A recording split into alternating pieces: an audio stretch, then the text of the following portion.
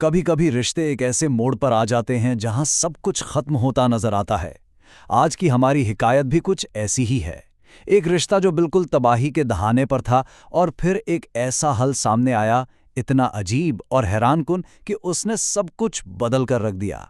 तो आइए देखते हैं कि इस बज़ाहिर सादा सी कहानी में हमारे लिए क्या गहरा सबक छुपा है।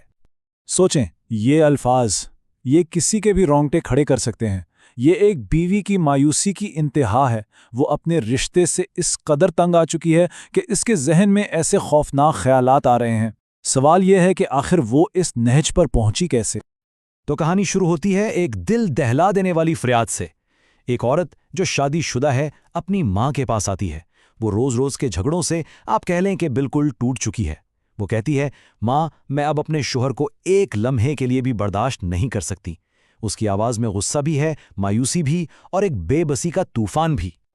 यहाँ आके ना असल कश्मकश सामने आती है। देखें, एक तरफ तो शौहर से निजात पाने की शदीद ख्वाहिश है, और दूसरी तरफ कानून का डर, जिंदगी बर्बाद होने का खौफ। और यही खौफ उसे एक ऐसे जाल में फंसा देता है जहां से उसे निकलने का कोई रास्ता ही नजर नहीं आता।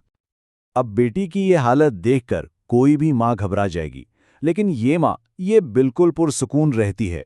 वो कहती है कि अरे ये कोई बड़ा मसला नहीं है, और फिर वो एक बहुत ही गैर मामूली हल पेश करती है। एक ऐसा जहर जो आहिस्ता आहिस्ता धीरे धीरे काम करता है, और बस यहीं से कहानी एक बहुत ही दिलचस्प मोड़ लेती है। तो माँ के मंसूबे का पहला कदम बज़ाहिर बड़ा सीधा सादा था। उसने अपनी बेटी को एक पुड़िया दी और कहा कि इसे रोज़ाना थोड़ा थोड़ा करके अपने शौहर के खाने में मिलाना है। लेकिन इसकी खास बात यह थी कि इसका असर फौरन नहीं होना था, बल्कि 1 महीने में आहिस्ता आहिस्ता जाहिर होना था। अच्छा, माँ की हिकमत अमली यहीं पर अपनी ज़हानत दिखाती है। ये सिर्फ जहर देने का कोई आम मंसूबा नहीं था, ये एक 2 हिस्सों पर मुश्तमिल प्लान था। पहला हिस्सा तो था एक जिस्मानी अमल, यानी खाने में पाउडर मिलाना। लेकिन दूसरा हिस्सा, और शायद ज्यादा अहम हिस्सा, वो था घर के माहौल और जज्बाती फिजा को पूरी तरह से बदल देना। माँ ने अपनी बेटी को समझाया कि देखो, सब जानते हैं कि तुम दोनों की आपस में बिल्कुल नहीं बनती, तो अगर उसे कुछ हुआ तो शक सीधा तुम पर ही जाएगा। इस शक से बचने का एक ही तरीका है, वो ये कि इस 1 महीने में घर का माहौल बिल्कुल बदल दो। वो उसे कहती है कि उसके साथ प्यार से रहो, घर में अमन कायम करो, मतलब एक मिसाले बीवी का किरदार अदा करो। और बेटी वो तो फौरन राजी हो जाती है। उसके लिए तो ये सब कुछ सिर्फ एक ड्रामा था, 1 महीने की अदाकारी, जिसके बाद उसे अपनी मंजिल मिल जानी थी। वो जहर की पुड़िया लेती है और इस मंसूबे पर अमल करने के लिए अपने घर चली जाती है।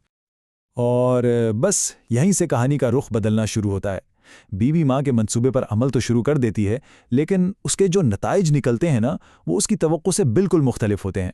मोहब्बत की जो अदाकारी थी वो एक गैर मुतवक्किह हकीकत में बदलने लगती है।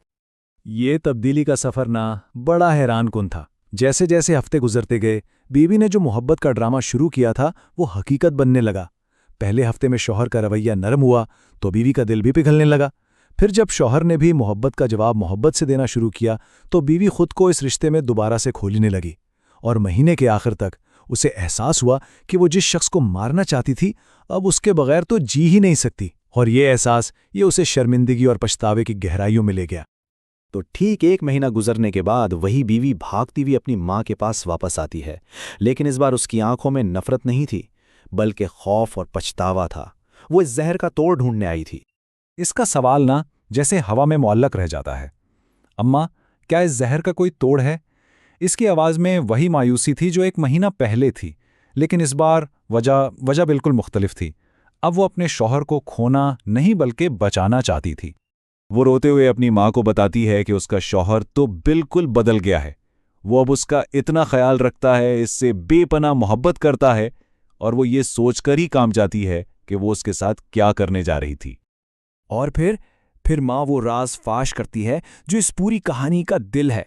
वो बताती है कि बेटा, इस पुड़िया में कभी कोई जहर था ही नहीं, वो तो बस हाजमे का चूरन था। असल जहर शौहर में नहीं था, असल जहर तो बीवी के अपने रवैये में था।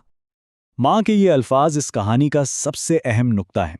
वो कहती हैं, फिक्र ना करो, कुछ नहीं होगा, वो तो हाजमे का चूरन था, उसकी जिंदगी में जहर तो तुम थी। उसने अपनी बेटी को बताया कि असल मसला उसके शौहर में नहीं, बल्कि उसके तल्ख रवैये, उसके झगड़ों और शिकायतों में था, जो उनके रिश्ते में आहिस्ता आहिस्ता जहर घोल रहा था। तो इस हिकायत से हमें क्या सबक मिलता है?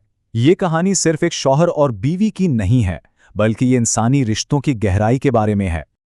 असल तिर्याक यानी जहर का इलाज कोई दवा नहीं थी, वो तो हमेशा से मेहरबानी ही थी। जैसे ही बीवी ने अपना रवैया बदला, भले ही वो सिर्फ एक्टिंग क्यों ना हो, उसने ना सिर्फ अपने शौहर को बदल दिया, बल्कि अनजाने में अपनी शादी में घुले असल जहर का इलाज भी खुद ही कर लिया। और कहानी का इख्तिताम इस बहुत ही खूबसूरत तशबीह पर होता है कि ख़ानदान के बड़े बुजुर्ग जो है ना, वो इसी हाजमे के चूरन की तरह होते हैं। उनकी हिकमत और तजुर्बा रिश्तों की कड़वाहट को दूर करके उसमें मिठास और जायका भर देते हैं और ज़िंदगी गुजारने का सलीका सिखाते हैं। और ये हमें इस आखिरी सवाल पर छोड़ जाता है जिस पर हम सबको गौर करना चाहिए।